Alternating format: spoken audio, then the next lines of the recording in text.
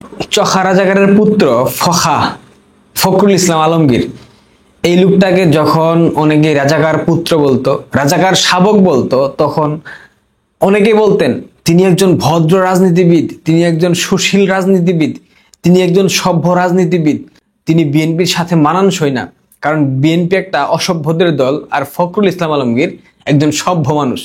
কিন্তু আমরা তখনই বুঝতাম, তখনই আমরা সেটার প্রতিবাদ জানাইতাম যে এগুলা সব রূপ, মানে মুখোশ। এখন সুযোগ পেয়েছে, এখন কথা বলার সুযোগ সৃষ্টি হয়েছে, এখন মিডিয়াতে ফোকাসে আসছে, মিডিয়া তাদের নিয়ন্ত্রণে, এখন তাদের কিন্তু অ্যাকচুয়াল যে চরিত্র সেটা কিন্তু বের হয়ে গেছে। এই রাজাকারের বাচ্চা, এর একটা গালি দেই ছেলে, এই রাজাকারের বাচ্চা যুদ্ধ অপরাধী। স্বাধীনতা যুদ্ধের সময় যারা আমার দেশের মা বোনদেরকে ধর্ষণ করেছে, যারা আমার দেশের মুক্তিযোদ্ধাদেরকে খুঁজে খুঁজে হত্যা করেছে, যারা বাংলাদেশ নামক একটা রাষ্ট্র প্রতিষ্ঠিত হোক এটা চায় নাই, সেই নিজামী, সাকা চৌধুরী, মীর কাশেম আলী, এদেরকে নাকি আওয়ামী লীগ সরকার মিথ্যা মামলায় ফাঁসি দিয়েছে। এরা প্রতিষ্ঠিত রাজাকার, স্বীকৃত রাজাকার, এদেরকে নাকি মিথ্যা মামলায় জড়িয়ে ফাঁসি দেওয়া হয়েছে। আর এই কথা বলতেছে খোদ বিএনপির মহাসচিব মির্জা ফখরুল ইসলাম আলমগীর, চখা রাজাকারের পুত্র সন্তান। এরপরেও আপনারা কি বলবেন বিএনপি মুক্তিযুদ্ধের সপক্ষের শক্তি? এরপরেও কি আপনাদের বলার মুখ থাকে যে বিএনপি মুক্তিযুদ্ধকে ধারণ করে?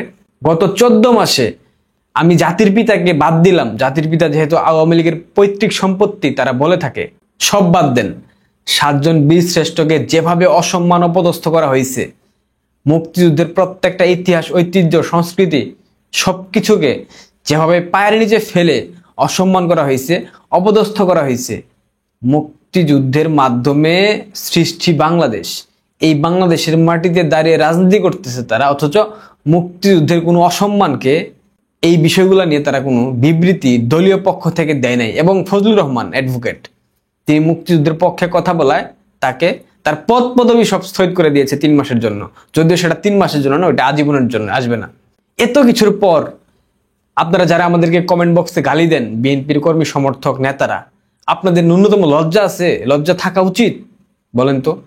আপনাদের দলের ভারপ্রাপ্ত মহাসচিব, দলের সেকেন্ড ইন কমান্ড, সে বলতেছে মতিউর রহমান নিজামী যে স্বীকৃত রাজাকার, যার বিরুদ্ধে একাধিক অভিযোগ ছিল, মীর কাশেম আলী, যার বিরুদ্ধে 10টা অভিযোগের মধ্যে 7টা প্রমাণিত হয়েছে একদম তথ্যপাত্য সহ, সালাউদ্দিন কাদের চৌধুরী স্বাধীনতা যুদ্ধের সময় অসংখ্য অপকর্ম করেছে, অসংখ্য মানুষকে হত্যা করেছে, সে একটা ধর্ষক। এই 3 ব্যক্তিকে এখন ফখরুল ইসলাম আলমগীর বলতেছে তাদেরকে নাকি মিথ্যা মামলায় ফাঁসি দেওয়া হয়েছে। আন্তর্জাতিক অপরাধ ট্রাইব্যুনাল কতটা স্বচ্ছতার ভিত্তিতে তৎকালীন সময়ে কাজ করেছে, 2015 সালে এদের ফাঁসি হয়েছে। এগুলো নাকি প্রতিবেশী রাষ্ট্র ভারতের ষড়যন্ত্র ছিল। আরে ভারত কেন মতিউর রহমান নিজামীকে ফাঁসি দিতে যাবে? ভারত কেনই বা সাকা চৌধুরীকে ফাঁসি দিতে যাবে? ভারত কেনই বা মীর কাশেম আলীর মতো ধ্বজভঙ্গ রোগীকে ফাঁসি দিতে যাবে? আপনারা এখনো যারা ভাবছেন বিএনপি মুক্তিযুদ্ধের পক্ষের শক্তি, বিএনপির কাছে বাংলাদেশ নিরাপদ, মুক্তিযোদ্ধারা নিরাপদ, 72-এর সংবিধান নিরাপদ, এই স্বাধীনতা সার্বভৌমত্ব নিরাপদ, কখনোই না। আজ পাকিস্তানের সামরিক প্রধান বাংলাদেশ সফরে আসছে, আপনারা জানেন, এবং ডক্টর ইউনূসের সাথে সাক্ষাৎ করেছে। সম্ভবত বিএনপি নেতাদের সাথে তাদের সাক্ষাৎ হবে। পাকিস্তানের সামরিক প্রধান আসার সাথে সাথেই বিএনপির মানে একদম যে অরিজিনাল অ্যাকচুয়াল চরিত্র সেটা বের হয়ে গেল। উচ্চ পদস্থ পাকি কর্মকর্তাদের খুশি করতে একদম পশ্চাদেশ উন্মুক্ত করে দিল বিএনপি, নাকি তাদের পিতা, তাদের বাপেদের খুশি করতে এ ধরনের স্টেটমেন্ট দিল? কারণ খোদ মওদুদি, জামাতের যে প্রতিষ্ঠাতা, এরাই তো এদেরকে বলতো, দেশদ্রোহী বলতো। বাপেরাই কিন্তু বলতো এরা অসভ্য, ইতর, বদমাইশ, জারজ সন্তান, কুলাঙ্গার। এবং সেটার প্রমাণ দিয়ে যাচ্ছে বারবার তারা। জামায়াতকে রাজনৈতিকভাবে বৈধতা দেওয়া, জামায়াতের রাজনীতিকে বাংলাদেশে প্রতিষ্ঠিত করা, সবকিছু করে গেছে ফ্যাসিস্ট জিয়া, বাংলাদেশের ইতিহাসের প্রথম ফ্যাসিস্ট জিয়াউর রহমান। জিয়ার অনুসারীরা এত বছর পর এসেও তারা পাকিস্তান প্রেম ভুলতে পারে নাই, তারা জামাত প্রেম ভুলতে পারে নাই। আপনারা অনেকে ভাবছেন জামাতের সাথে বিএনপির দ্বন্দ্ব চলতেছে, এগুলা ভুগাস। সবকিছু আওয়ামী লীগ মাঠে নাই, এই জন্য একটা লুক দেখানো নাটক, যাতে করে রাজনৈতিক মাঠকে উত্তপ্ত রাখা যায়, ফোকাসে থাকা যায়, মিডিয়ার কেন্দ্র বিন্দুতে আসা যায়, এগুলাই, এর বাইরে কিচ্ছু না। এই রাজাকারের বাচ্চারা ক্ষমতায় আসতে চায়। এই রাজাকারদের কাছে বাংলাদেশের মানুষ কি নিরাপদ? স্বাধীনতা সার্বভৌমত্ব নিরাপদ? আরেক রাজাকারের বাচ্চা শিলং সালাউদ্দিন, সে বলতেছে আওয়ামী লীগের পুনর্বাসন ঠেকাতে সবাইকে ঐক্যবদ্ধ থাকতে হবে। আরে রাজাকারের বাচ্চা, বাংলাদেশ আওয়ামী লীগ জনমানুষের দল, গণমানুষের দল, মেহনতি মানুষের দল, শ্রমিক কৃষক জনতার দল। বাংলাদেশ আওয়ামী লীগকে ঠেকানোর মতো সাধ্য তোদের 14 পুরুষের আছে? নাই। বাংলাদেশ আওয়ামী লীগ আছে, ছিল, থাকবে এবং খুব শীঘ্রই রাজনীতিতে ঐতিহাসিক প্রত্যাবর্তন ঘটবে মাননীয় প্রধানমন্ত্রী শেখ হাসিনার। বাংলাদেশের প্রত্যেকটা শ্রেণী পর্যায়ের মানুষ, আপনাদের কি এইটুকু বোধ হয়েছে যে বাংলাদেশের স্বাধীনতার সপক্ষের শক্তিকে, বাংলাদেশের স্বাধীনতা সার্বভৌমত্বকে সমুন্নত রাখবার জন্য, অক্ষত রাখবার জন্য কারা সবসময় লড়াই করেছে? বাংলাদেশ যে এদেশে যে স্বাধীনতা হয়েছিল 1971 সালে মুক্তিযুদ্ধের মাধ্যমে, 30 লক্ষ মুক্তিযোদ্ধা, 2 লক্ষ মা-বোনের সম্ভ্রম, এটার রক্ষক কারা? এতদিন বলতেন মুক্তিযুদ্ধকে কুক্ষিগত করেছে শেখ হাসিনা, আওয়ামী লীগ। মুক্তিযুদ্ধের সকল কিছুকে বিক্রি করতেছে আওয়ামী লীগ। মুক্তিযুদ্ধের চেতনা বিক্রি করতেছে শেখ হাসিনা, আওয়ামী লীগ। এই কথা বলার আগে 1000 বার হিসাব করে বললেন আপনারা, কারণ আপনারা প্রমাণ পেয়ে গেছেন বাংলাদেশের স্বাধীনতার একমাত্র রক্ষক আওয়ামী লীগ।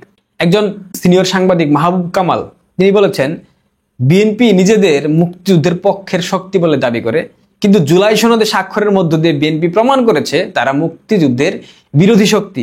কেন জানেন? এটার ব্যাখ্যা কি জানেন? জুলাই যে সনদ, এই জুলাই সনদে মুক্তিযুদ্ধকে রাখা হয় নাই। এই জুলাই সনদে ডেমোক্রেসি নামক যে ওয়ার্ড আছে বাংলাদেশের সংবিধানে, এটাকে রাখা হয় নাই। মুক্তিযুদ্ধকে পরিপূর্ণরূপে জুলাই সনদে খাটো করা হয়েছে। তার মানে 24-এর মধ্য দিয়ে তারা মুক্তিযুদ্ধকে অসম্মান করেছে, অস্বীকার করবার একটা প্রচেষ্টা চালিয়েছিল, কিন্তু ইতিহাসটা এভাবে একদম মুছে ফেলা যায় না। সেই জায়গা থেকে সেটা তারা পারে নাই। এরপরও আপনারা বলবেন বিএনপি মুক্তিযুদ্ধের পক্ষের শক্তি? এরপরও কি আপনাদের সেই কথাগুলো আবার রিপিট হবে?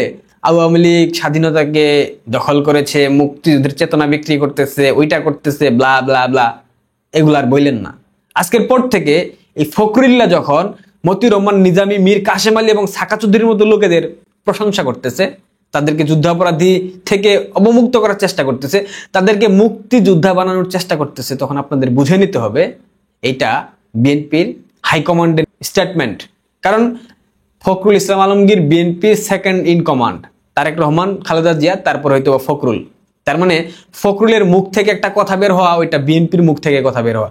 বিএনপি আনুষ্ঠানিকভাবে হয়তো দলীয় পেট থেকে বলতে পারতেছে না, কিন্তু ফখরুলের মাধ্যমে এই স্টেটমেন্ট দিয়ে তারা বুঝালো জামাত তোমরা দূরে সরে যেও না, আমি তোমাদের ভাই, তোমরা আমাদের ভাই। অথবা জামাত তুমি আমার স্ত্রী, তুমি দূরে সরে যেও না, আমাদের সংসারে দাম্পত্য কলহ থাকবেই এবং সেই কলহ আমরা নিজেরাই আলোচনার মাধ্যমে মিটিয়ে ফেলবো।